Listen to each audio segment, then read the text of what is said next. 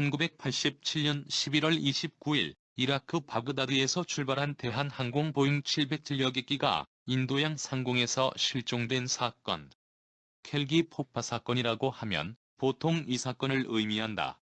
대한민국 정부는 북한 지령에 의한 공중 폭발로 결론을 지었으며 북한 정권의 지령을 받은 특수공작원 김승일, 김현희 2인조가 액체 시한 폭탄으로 비행기를 폭파했다고 주장했다. 국책항공사의 국적기가 공중폭파 테러를 당해 탑승객 전원 사망이라는 항공사건 사고에서 일어날 수 있는 최악의 참사였음에도 대한민국 정부의 대응은 굉장히 미온적이었는데 부실한 인력으로 구성된 조사단의 추락 위치를 잘못 짚어 엉뚱한 곳을 수색했으며 도중에 버마 사회주의 연방공화국 현 미얀마와의 대립과 장비 부족 등을 이유로 열흘 만에 수색대를 철수했다. 이후 현재까지 동체 수색도 제대로 하지 않고 있다가 2019년에 들어 대구 MBC의 수중 탐사에서 858편으로 추정되는 동체가 확인되었다. 이종인 탐사단장과 취재진들은 이것이 858편의 동체라고 확신하고 있다. 당시 한국은 6.10 민주항쟁의 결과 10월 27일 9차 헌법 개정 국민투표를 실시하여 대통령 직선제가 도입되었으며 이 사건이 일어난 시점은 전두환 정부가 퇴진하고 제13대 대통령 선거가 치러지기 불과 보름 전이었다. 이에 국가안전기획부는 대선을 앞두고 이 사건을 적극적으로 이용해 북풍몰이를 했다. 일명 무지개 공작. 선거 하루 전인 12월 15일 오후 공작범 김현희를 김포공항으로 압송하고 이를 언론에 대대적으로 중계하는 등의 안보 선전을 했으며 이는 김영삼, 김대중의 단일화 무산과 함께 야권의 대선 패인 중 하나로 작용했다. 대한항공 칼 858기 사건 유가족들이 이기 진실 화해를 위한 과거사정리위원회에 해당 사건의 진상규명을 2021년 10월 13일 신청했다.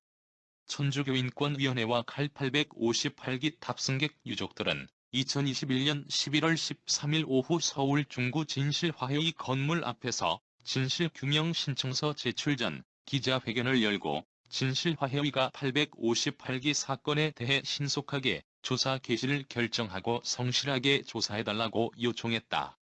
칼 858기 사건은 1987년 11월 29일 대한항공 858편 보잉 707기가 미얀마 근해 상공에서 공중 폭발해 탑승객 115명이 전원 사망한 사건이다. 34년이 지났지만 희생자들은 아무도 돌아오지 못한 상황이다. 북한 당국의 지령을 받고 비행기를 폭파했다고 발표된 김현희 씨는 당시 한국으로 압송돼 사형 선고를 받았으나 1990년 특별 사면으로 풀려났다. 위원회는 당시 정부가 해당 사건을 정권 연장을 위한 정치 공작 등에 활용했으며 실종자 가족의 일상을 감시, 협박하고 정치적으로 이용했다고 주장했다. 그러면서 해당 사건에 안기부가 개입했거나 사전에 인지했는지 칼 858기가 정말 폭탄에 의해 폭파됐는지 1987년 대통령 선거에 적극 활용했다는 무지개 공작의 실체가 있는지 유가족들이 정권에 의해 반북 활동에 이용되고 공안기관의 감시와 미행 등 정신적, 물리적 인권 침해를 당했는지 김 씨가 진짜 북한 공작원인지 등 의혹을 밝혀야 한다고 요구했다. 위원회는 유가족들은 정부가 외교 노력을 통해 미얀마 해역으로 정부 조사팀을 파견해 칼 858기 추정동체 확인 과정을 진행하길 기대한다며 이기 진실화해위가 이 사건을 처음부터 제대로 조사해 진실을 규명해 줄 것이라 희망한다고 말했다. 다음부터의 내용은 본인의 내피셜임을 밝히며 생각을 주장해봅니다. 해당 사건에 안기부가 개입했거나 사전에 인지했는지는 김기춘을 중심으로 안기부의 철저한 공작에 의해 이루어진 무지개 공작이 확실하다고 봅니다. 칼 858기가 정말 폭탄에 의해 폭파됐는지는 트랜지스터 라디오에 들어가는 양이 폭발물로는 기체를 폭발시킬 수 없다는 주장이 합리적이다. 김현희와 공작팀은 거짓말을 하고 있다고 본다. 1987년 대통령 선거에 적극 활용했다는 무지개 공작의 실체가 있는지는 선거 하루 전인 12월 15일 오후 공작범 김현희를 김포공항으로 압송하고 이를 언론에 대대적으로 중계하는 등의 안보 선전을 했으며, 이는 김영삼, 김대중의 단일화 무산과 함께 야권의 대선 패인 중 하나로 작용했다.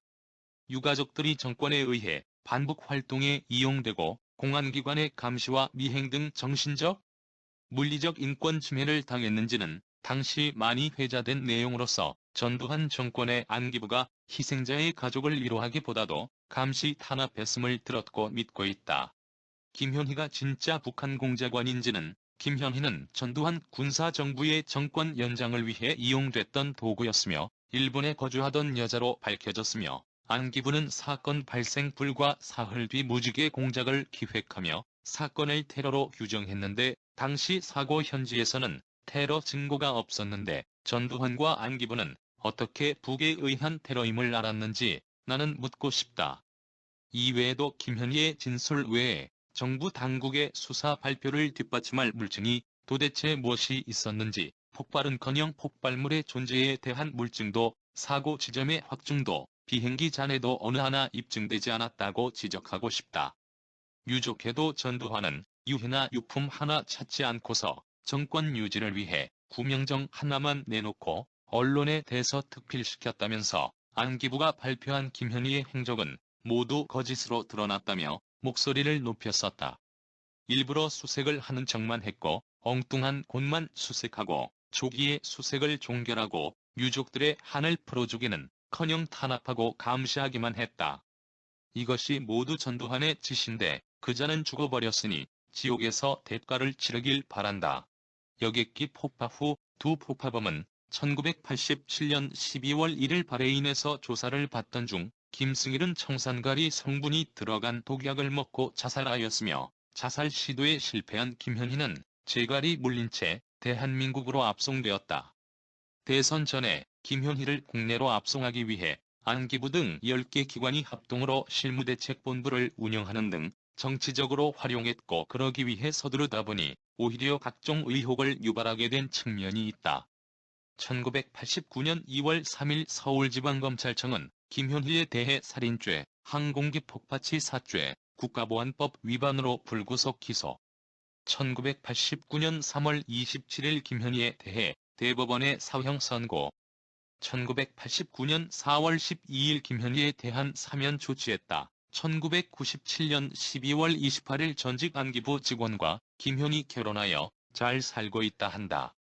JTBC에서 2018년 11월 29일 저녁 방영된 이규현의 스포트라이트의 미얀마 현지 취재, 칼 858 잔해를 찾아서에서 칼 858귀 추락한 곳으로 추정되는 벵골만 안다만 해역에서 잔해를 수거했다.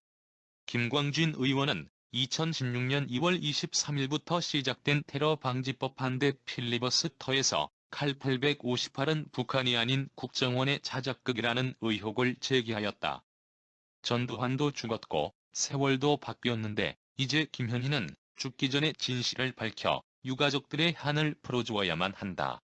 2020년 1월 23일 대구 MBC 특별취재팀이 1년 가까운 수색 끝에 미얀마 안다만의 50m 해저에서 칼 858의 동체로 추정되는 물체를 발견하여 뉴스에 보도되었다.